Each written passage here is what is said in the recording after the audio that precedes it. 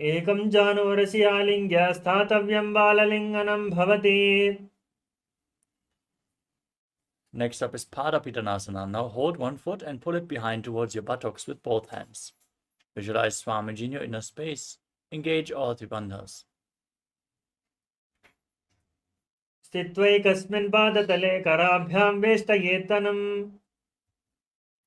Now hold the sole of the foot from the inside as you kick the leg back and up, and lean forward with your opposite hand extended in Bindu Mudra, index and thumb together, as you engage the Mula Bandha and visualize yourself as Lord Nataraja in Natarajasana. Uttanapadam kraunchancha maricam veerabhadrakam natarajam trikonancha suptangushtha prasarane. Now repeat Balalingasana on the other side. Pull the other knee against your chest. Stand erect on the mat, engage all the bandhas, and visualize yourself caressing a baby. Ekam janorasi alingya statavyam balalinganam bhavati. Now pull the foot behind towards your buttocks with both hands. Engage all the bandhas and visualize Swamiji in Parapitanasana. Sthitvaikasmin padatale karabhyam veshtayetanam. Now hold the sole of the foot, kick it back and up as you lean forward with the opposite hand extended in Bindu Mudra, visualizing yourself performing the cosmic dance as Lord Nataraja in Natarajasana. Uttanapadam kraunchancha maricam veerabhadrakam natarajam trikonancha suptangushtha prasarane. Next up is Ardha Richita Karana. Stand in Arimandi posture, heels together, toes pointing outwards, your knees bent. Bring your hands to the chest again. Step the right foot behind the left, toes down, heel up, and swing the right arm back and forth like a pendulum. Gracefully move your fingers one by one. Place the right hand over your nose, uncross your ankles, and repeat the movement on the other side.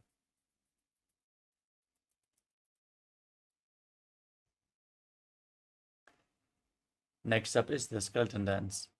Now, visualize yourself as a skeleton as you shake your body intensely. Hold the visualization of your bone structure and dance wildly.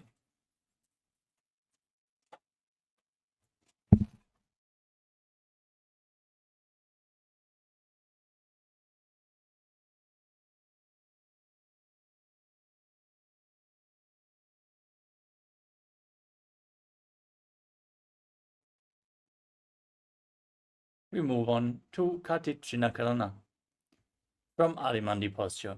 Now raise your arms above your head, cross them with the palms facing backwards.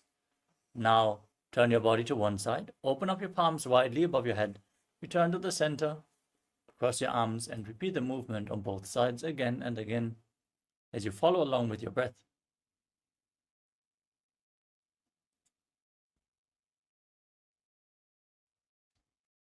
The next asana is Tadasana. From a standing position, stand on the tips of the toes as you raise your arms up parallel above your head. Visualize yourself as a palm tree and engage the Mahamudra Bandha. Still breathing in Samana Kumbhaka and now internally chanting the new japa Shivoham. Mahamudra bhaddha kono tadasana vibhedakan.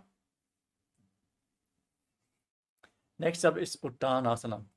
From a standing position, lean forward and down. Place your hands flat on the ground as you engage all the bandhas and visualize Swamiji in your inner space. Mahamudra bhaddha kono tadasana vibhedakan. Now place your hands flat on the mat and step your feet back into a tall plank position. Contract the perineal floor in Mula Bandha and tuck your chin to the chest in Jalandhara Bandha. As you start rotating your head from side to side, visualize Swamiji in your inner space. Gajasana vastitva mastakam varam varam dakshina kukshim sabya kukshim nayet tarakshvasanam bhavati. From Tarakshvasana, now lower your body down onto your stomach. Keep your hands next to the shoulders and raise your chest and head up by the strength of your lower back. Open your mouth widely and inhale through the hollow of your throat in Bhujangani Mudra as you perform the Mula Bandha and visualize yourself as a cobra in Bhujangasana. Nubjamba navi angushthanavi paryantam adho bhumau vininyased कराभ्यां च अधरां धृत्वा धूर्धशीर्षः पनीवहि. Now push your hands into the mat. Lift your body back up into the plank position. And now alternate pulling one knee in towards your chest back and forth as you visualize Swamiji and breathe calmly through your nose in Sahadra Kumbhaka, leading the prana along your spine in Shashasana. गजासनमस्थितौ जानुद्वयमाकुञ्चा वारं वारं कर्तव्यं शशासनं भवति. Now step one foot in between the two hands. Jump the foot back and bring the other foot in between the hands again and again as you visualize yourself as a chariot in Rathasana. गजासनमस्थितौ एकैकं पादं पुरोमार्गेण भ्रामयित्वा कर्तव्यं रथासनं भवति.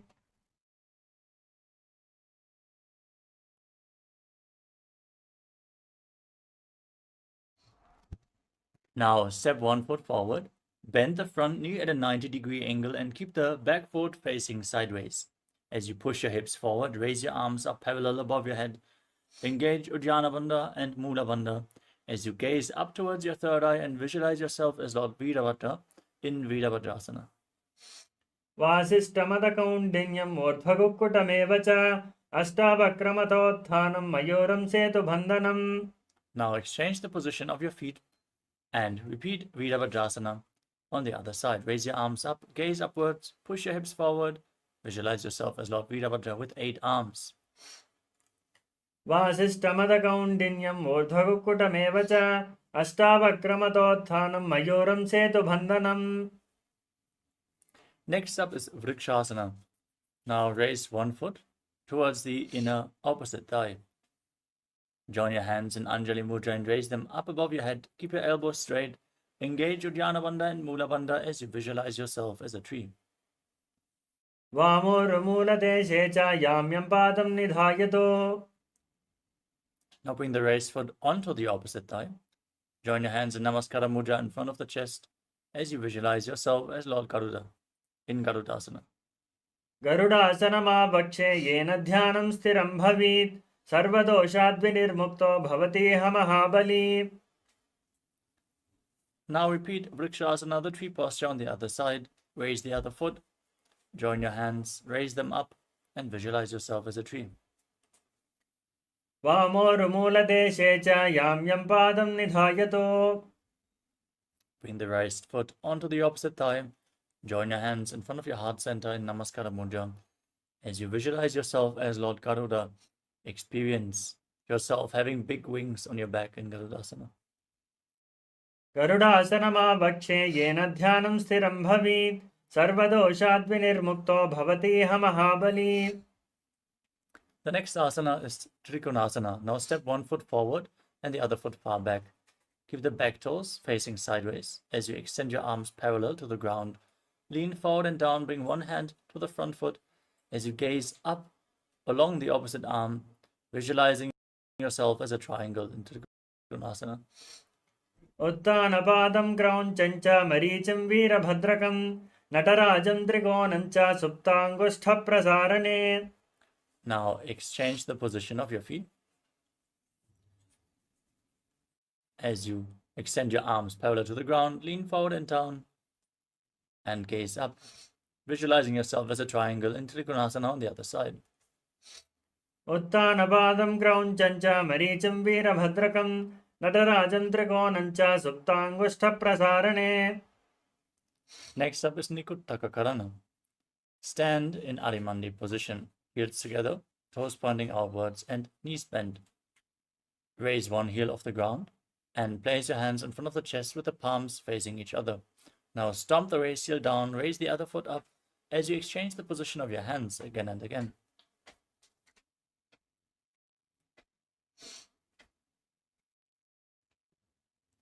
We move on to Angushtasana. Now lower down onto the raised heels as you tuck your toes. Keep your knees lifted off the ground.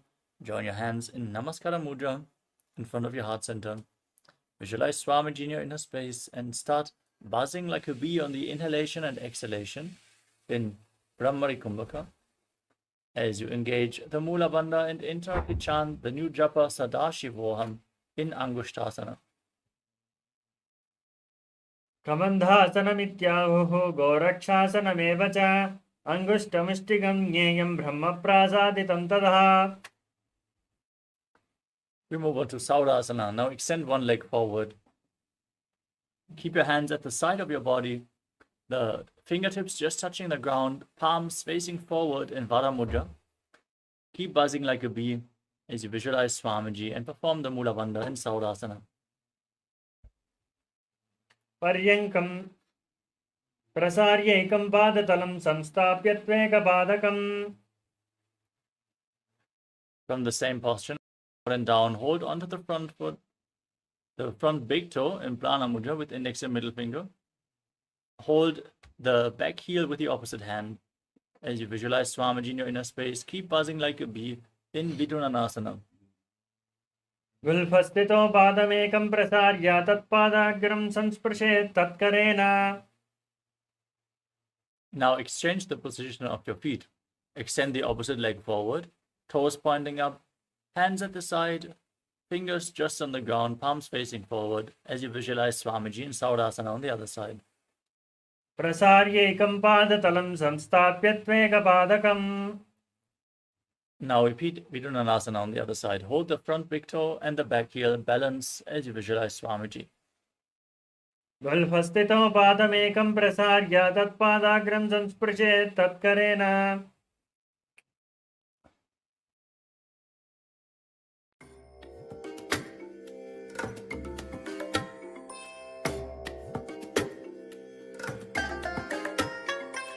I bless you all. Let you all open all your three eyes and manifest the powers of Mahasada Om Nithyananda Paramashivoham. Om Nithyananda Paramashivoham. Om Nithyananda Paramashivoham. Om Nithyananda Paramashivoham.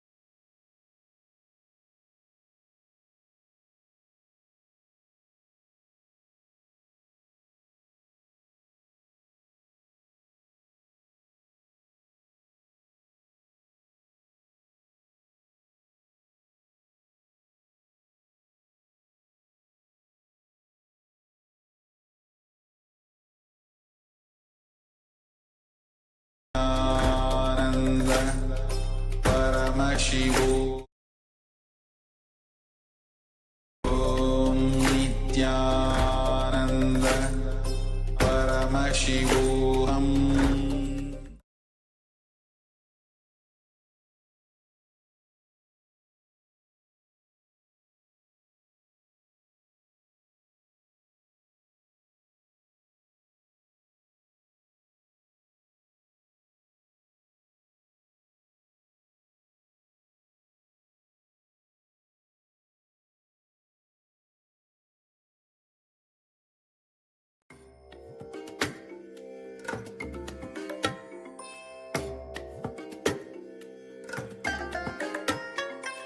I bless you all.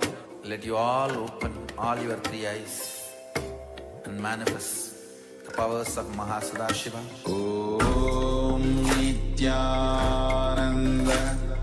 Paramashivoham. Om Nithyananda Paramashivoham.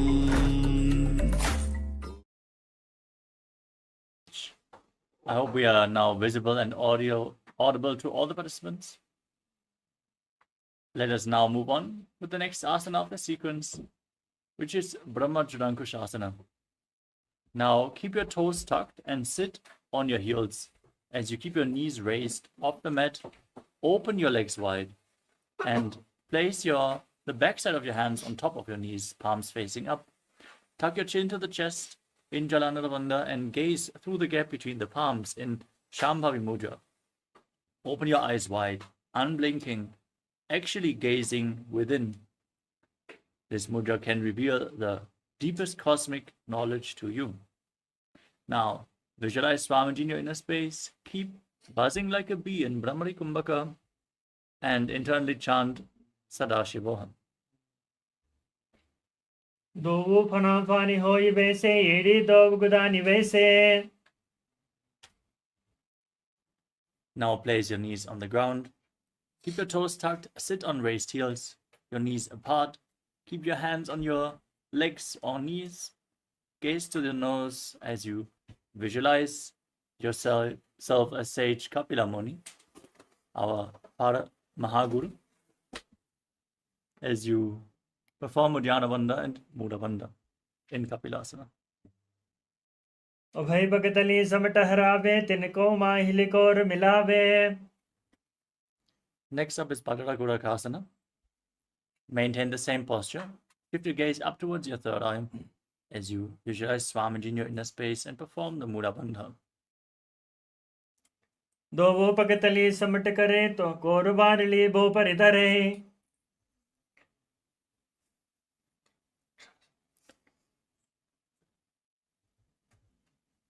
The next asana is Suryasana. Now join the soles of your feet together and raise your knees off the mat, opening the knees widely. Join your thumbs and little fingers and open up your palms, resembling a lotus flower in Padma Mudra. As you raise your arms up above your head, keep your elbows straight and gaze through the gap between the palms. As you visualize Lord Surya in your inner space, perform Uddiyana Bandha and Mula Bandha. Edi Dov Gudataryane, Panapani Bhetakuphanithane. Next up is Mandukasana. Place your knees on the ground. Place your feet flat and sit on the heels. As you keep your hands on the knees, gaze up towards your third eye. Visualize yourself as a frog. Press your tongue up against the palate of your mouth in Manduki Mudra. As you breathe calmly through your nose in Sahadra Kumbhaka and perform the Mula Bandha and Mandukasana. Padatalo Prashtadeshe, Anguste Dveja Samsprashet. Next up is Uttana Mandukasana. Maintain the same posture but bring your hands behind your back, holding onto opposite shoulders with your hands.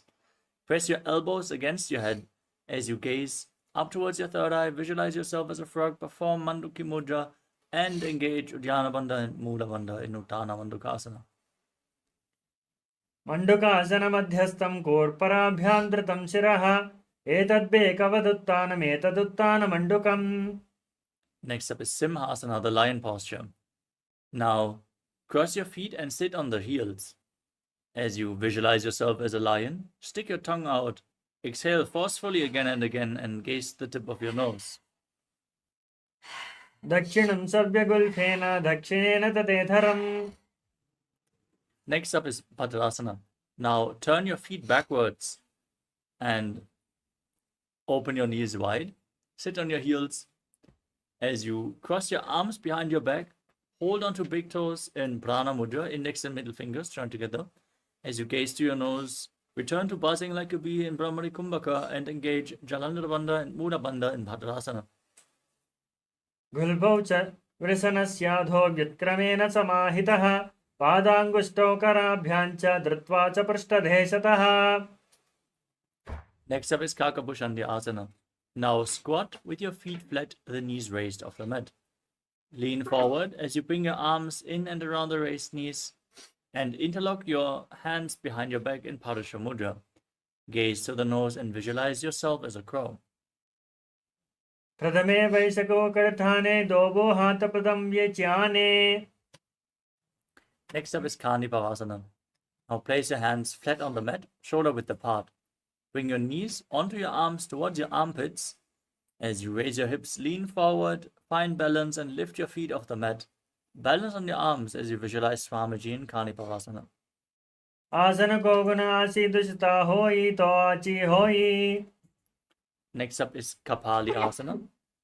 From the same posture, your hands flat on the mat, knees on your arms, bring your head down on the ground, and then raise your hips up high and lift your legs up straight into a headstand. You can lean against a wall for support or ask a partner to aid you in the performance of this asana as you gaze to your nose and visualize Swamiji in your inner space. शीशा धरती टेके पगदों वो मिलवा ऊंचा करे. Gently lower your legs down. Come to a squatting position. As you place your hands flat on the mat, shoulder width apart, twist your body to one side and align your knee and your hip with your elbows.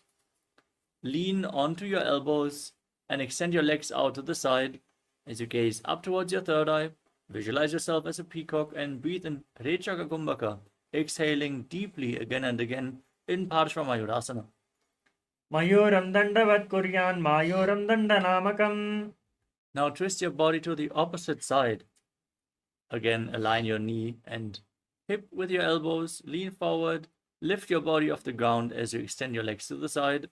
Visualize yourself as a peacock in Parshvamayurasana on the other side. मयूरं दण्डवत् कुर्यान् मायूरं दण्डनामकम्. The next asana is Bhairaganatha. Now place your hands flat on the mat and step your feet back into a plank position, Tadakshmasana. Then bring one foot outside the respective shoulder in between the two hands. Push your hips forward. Lift your head, gaze through the third eye as you visualize yourself as Lord Kala Bhairava in Bhairaganatha. आसन को गुण पीति जाई. Now step the front foot back and bring the other foot forward. As you gaze up, visualize yourself as Lord Kala Bhairava, repeating Bhairaganatha on the other side. आसन को गुण पीति जाई. Step your foot back and bring your forearms down on the ground. As you slightly walk your feet forward, raise your hips, gaze up towards your third eye, and visualize Swamiji in your inner space in Unmukha Pitasana. भून्यस्तौ जानुनी हस्तौ चतुष्पदमवाङ्मुखम् उत्थापिताङ्घ्रियुगलघटिस्थलमभिरुका.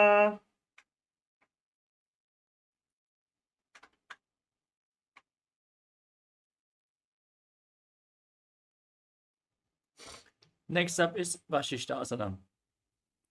From Tadakshvasana, now rotate your body on one side. Raise the opposite arm up as you balance on one arm. Gaze upwards as you visualize yourself as Sage Vasishta in Vasishthasana. ऊर्ध्वकुक्कुटवासिष्ठमरीचिहलमत्सकम्. Now place the other hand on the ground. Rotate your body in the opposite direction. Extend the opposite arm up as you repeat Vasishthasana on the other side. ऊर्ध्वकुक्कुटवासिष्ठमरीचिहलमत्सकम् परिवृत्तिं चोदरस्य विविधं धनुरासनम्. Next up is Anjani Asana. Now sit with your legs extended forward. Bring your hands underneath the buttocks with the palms facing up. Gaze to the tip of your nose as you visualize yourself as Lord Hanuman. Exhale fully in Rechaka Kumbhaka. Engage Jalandhara Bandha and Mula Bandha and internally chant the new japa Mahasadashivoham in Anjali Asana. दोवो करके ube हथेली कोरवारली मेले भेली. Next up is Paschimottanasana. With your legs extended forward, now lean forward and down, hold onto the big toes in Prana Mudra as you visualize Swamiji perform Mahamudra Bandha, all three bandhas engaged in Paschimottanasana. जानु परिललाटन्तो पश्चिमन्तानमुच्यते येन केन प्रकारेण सुखं च जायते. Next up is Ugrasana. Interlock your fingers behind your head and lean forward and down. Bring your head in between the knees, elbows outside the knees as you gaze to the tip of your nose, as you visualize Kali in your inner space. Engage all three bandhas. स्वपानिभ्यां दृढं धृत्वा जानु परिशिरोऽन्यसेत् आसनोद्ग्रमितं प्रोक्तं भवेदनिलदीपनम्. Next up is Marichyasana. Now step 1 foot in towards the perineum as you bring your arm in and around the raised knee. Interlock your fingers behind and lean forward and down. Bring your head towards the knee as you visualize yourself as Sage Marichi. उत्तानपादं क्रौञ्चं च मरीचं वीरभद्रकं नटराजं त्रिकोणं च सुप्ताङ्गुष्ठप्रसारणे. Now from Marichyasana, drop the knee down to the side. Keep the heel against your perineum as you lean forward and down. Hold onto the front foot with both hands. Engage all three bandhas. Exhale fully. Visualize Swamiji as you gaze through your nose in Mahamudrasana. महामुद्रां प्रवक्ष्यामि तान्त्रेऽस्मिन् मम वल्लभे यां प्राप्त सिद्धा सिद्धिं च कपिलाद्याः पुरागताः. Now repeat Marichyasana on the other side. Bring the other heel against the perineum. Extend your opposite leg. And lean forward and down, interlocking your fingers behind your back as you visualize yourself as Sage Marichi. उत्तानपादं क्रौञ्चं च मरीचं वीरभद्रकं नटराजं त्रिकोणं च सुप्ताङ्गुष्ठप्रसारणे. Now drop the raised knee to the side. Keep the heel at the perineum. Gaze to your nose. Exhale fully. Visualize Swamiji and perform Mahamudra Bandha in Mahamudrasana on the other side. महामुद्रां प्रवक्ष्यामि तन्त्रेऽस्मिन् मम वल्लभे यां प्राप्य सिद्धा सिद्धिं च कपिलाद्याः पुरागताः. Next up is Padrasana 2. Now join the soles of your feet and bring your heels against your perineum. Hold your feet firmly with both hands as you press your knees down towards the ground by the strength of your groin. Gaze up towards your third eye, visualize Swamiji in your inner space and perform the Mula Bandha in Padrasana 2. गुल्फौ तु वृषणस्यादः सीवन्याः पार्श्वयोः क्षिपेत् पादपार्श्वे तु पाणिभ्यां दृढं बद्ध्वा सुनिश्चलम्. Next up is Gvalipavasana. As you keep the soles of the feet together, extend your feet slightly away from the body. Place your hands on the respective knees. Gaze to your nose. Engage Jalandhara Bandha and Mula Bandha, the throat lock and the root lock, as you visualize Swamiji in your inner space in Gvalipavasana. पूर्वचरपट चोक्ह्यो सोयी वायी विधि चौकी जय सोयी. Next up is Joni Asana. Now bring your feet back in towards your perineum. Hold the soles of your feet as you place your face on the ground. Place your face on the feet. As you gaze to the nose, visualize the Yoni Mandala, the visual representation of Devi Paramashiva Shakti herself. दोवो पगतले संपट करे येडे में ढके ढिंग धरे. Next up is Midaki Pavasana. Now extend your legs and keep the heels together, toes apart as you extend your arms out to the side. Lean forward and down. Place your forehead on the ground behind your heels as you place your palms on the ground far away from the body. Gaze to your nose and visualize Swamiji in your inner space in Midaki Pavasana. पूर्व विधि परिपगतली संपुटक सोल येडी मिली राशे. Next up is Siddha Samadhi Asana. Now bring your feet back in towards your perineum. Bring the toes together and your heels apart. Bring your arms underneath the shins with the palms facing upwards. placing your face on the ground in front of the feet. Bring your toes against your throat if you can, as you gaze to your nose and visualize Lord Surya in your inner space. दोवो भगतली संपुट करे सोले made आगा में धरे. Next up is Chinagi Pavasana. Now join the heels close to your perineum. Keep the toes apart, hold the soles of the feet and open them up like a book. As you press your elbows onto your thighs, gaze to your nose and visualize Swamiji in Chinagi Pavasana. दोवो पका की येड़ी धरती मगवा made लगावे. Next up is Charapada Chokasana. Keep the soles of the feet together, close to the perineum. Place your hands on the knees and push them down as you gaze to your third eye. Visualize Swamiji and perform Uddiyana Bandha and Mula Bandha. दोवो भगतली संपुट धारे आगा ने कर चार पसारे. Next up is Bhairavasana. Now keep the soles of the feet together and twist your feet so the toes are pointing down and the heels up. You can use the support of your hands. Bring your knees to the ground, then place your hands on the knees in Bindu Mudra. Gaze to your third eye. Visualize yourself as Lord Kala Bhairava as you perform Uddiyana Bandha and Mula Bandha in Bhairavasana. गुल्फो संपीड्य चान्योन्यं यत्क्रमेणोत्थितं शनैः. Next up is Samanasana. Now press one heel against the perineum and lift the sole of the other foot against your chest with both hands. Gaze to your third eye as you visualize Swamiji and perform the Mula Bandha in Samanasana.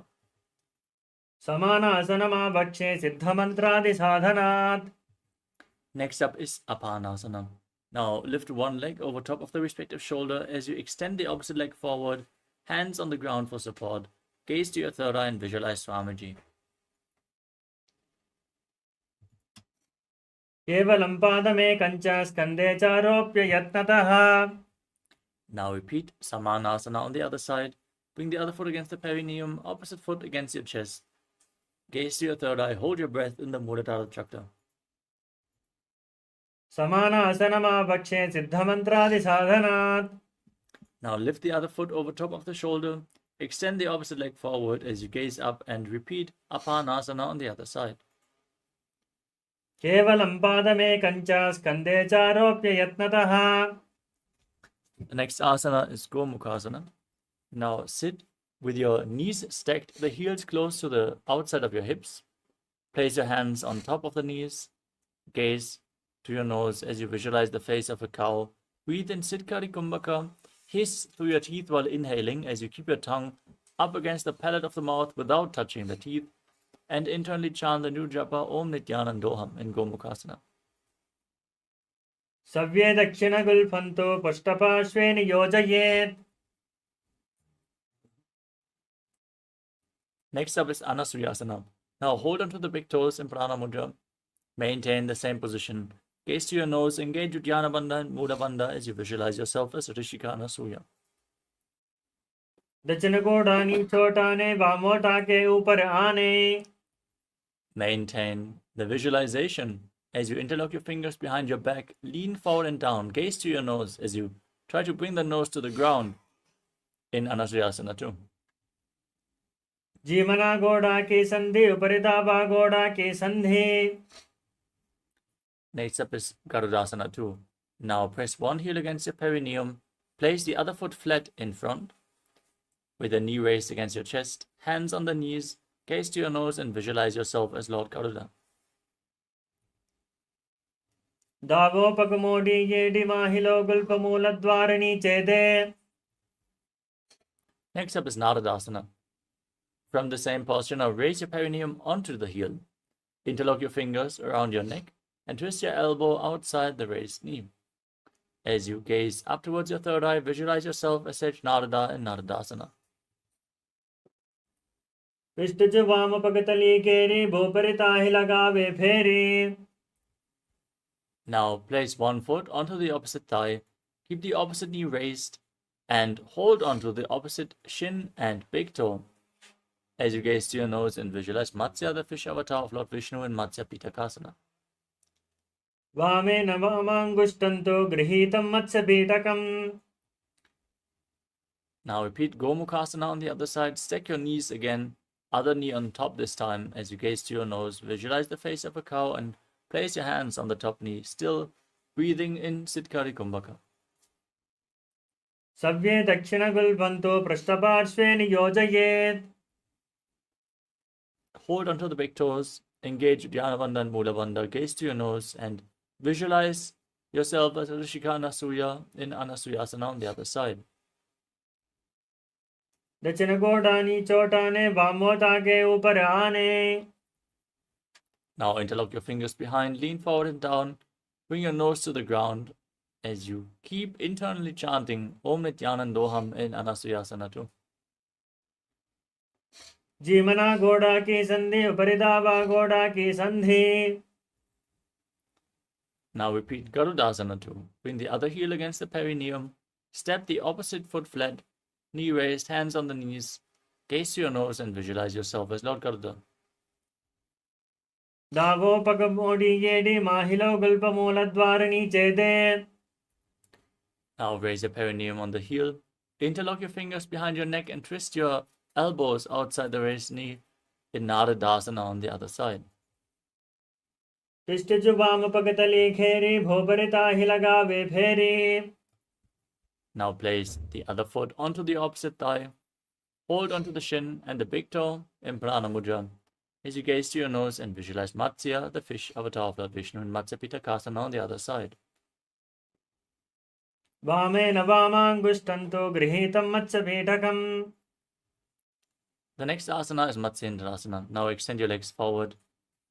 Place one foot onto the opposite thigh and place the other foot flat as you raise the knee. Then twist your body around the raised knee and place the raised hand by your ear. Placing the other hand on the ground behind you, gaze towards your third eye and visualize Matsyendranath, the great sage and master of Hatha Yoga, in Matsyendrasana. उदरं पश्चिमाभासं कृत्वा तिष्ठति यत्नतः. Now extend the front arm down towards the foot. Hold on to the big toe in Prana Mudra.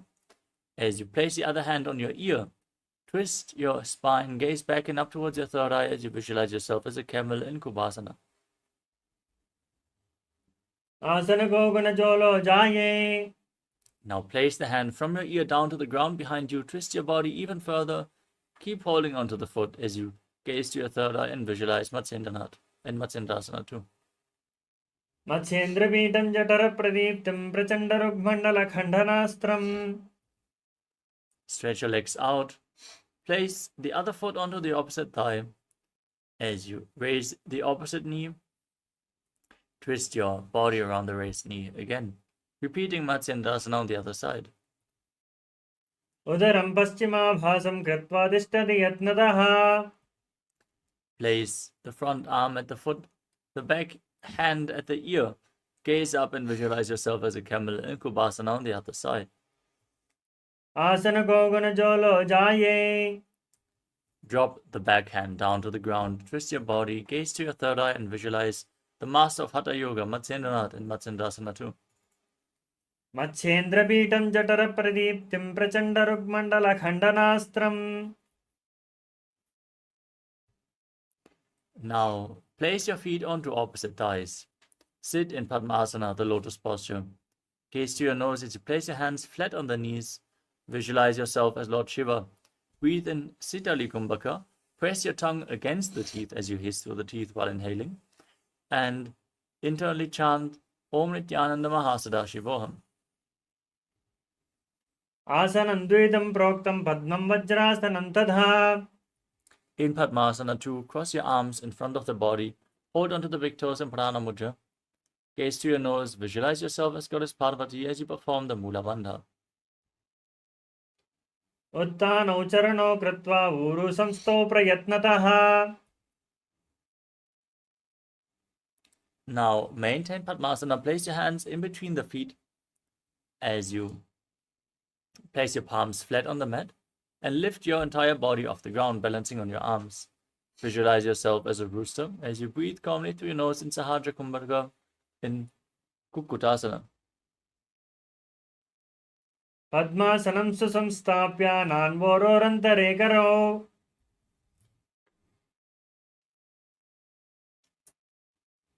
Next up is Baddha Asana. From Padmasana, rise up onto your knees. Place your hands flat on the ground with the fingers pointing towards your body. Lean forward onto your elbows, bring them close to your navel as you find balance and lift your legs off the mat. Visualize Swamiji in your inner space and perform the Mula Bandha in Baddha Asana. धरामवष्टभ्यकरद्वयेन तत्कूर्परिस्थापितानाभिभार्श्वः. Next up is Mayurasana. As you extend your legs back, again lean your navel onto your elbows, find balance and lift your legs up straight off the ground this time as you visualize yourself as a peacock. अधवक्षे Mahadeva मयूरासनमुत्तमम्. Now lay down flat on your stomach. Place your forehead on the ground and interlock your fingers behind your neck. Place your feet flat so the toes are pointing to the sides. Bring the heels down as you visualize yourself as a crocodile in Makarasana. अध्यासशेते हृदयं निधाय भूमौ च पादौ च प्रसार्यमानौ. Next up is Shalabhasana. Now keep your hands next to the shoulders and raise your feet off the mat. Raise your entire thighs off the ground as you engage your lower back and visualize yourself as a locust in Shalabhasana. अध्यासशेते करयुग्मं वक्षो भूमिमवष्टभ्यकरयोस्तलाभ्याम्. Next up is Ushtrasana. Now bend your knees and hold onto the feet, pulling them down outside of the hips as low to the ground as you can. Visualize yourself as a camel as you perform the Mula Bandha. अध्यासशेते पदयुग्मं वस्तं पृष्ठे निधाय पृथं कराभ्याम्. Next up is Dhanurasana. Now hold the soles of the feet and kick the legs back and up as you raise your chest, gaze up towards your third eye, and visualize yourself as Pinaka, Lord Shiva's bow in Dhanurasana.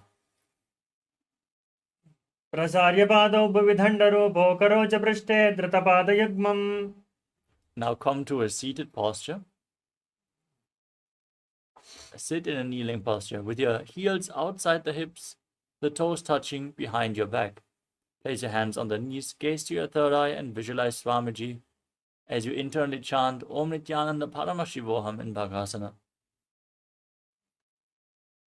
उल्टा मोड़ पावदो वैसे बहरो जगत करे एक वैसे. Next up is Gohi Asana. From the kneeling posture, bring your forearms on the ground, elbows shoulder width apart. Interlock your fingers, place your head on the mat and support it with your hands. As you walk your feet forward, raise your hips, lift your feet off the mat, and then pull your knees in towards your chest, as close to your chin as possible. Squeeze your body into a ball in Gohi Asana. दोवों हाथा की कहनी जोई पुनः कलाए जाने दोई. Now extend your legs up straight into Shirshasana. As you gaze to your nose, visualize Swamiji in your inner space. Breathe calmly through your nose in Sahadra Kumbhaka. विपरीतं मण्डलं च दुदैव विदितं हिनः. Gently lower your body down and extend your legs out in front of you. Come to a seated posture and get ready for a sequence of rapid exhalations in Bhastrika Kumbhaka. As you contract your abdomen, push the air out again and again without actively inhaling. Hold your calves, extend your legs up, keep them vertical as much as possible as you keep rapidly exhaling and visualizing Swamiji in Podhyasana.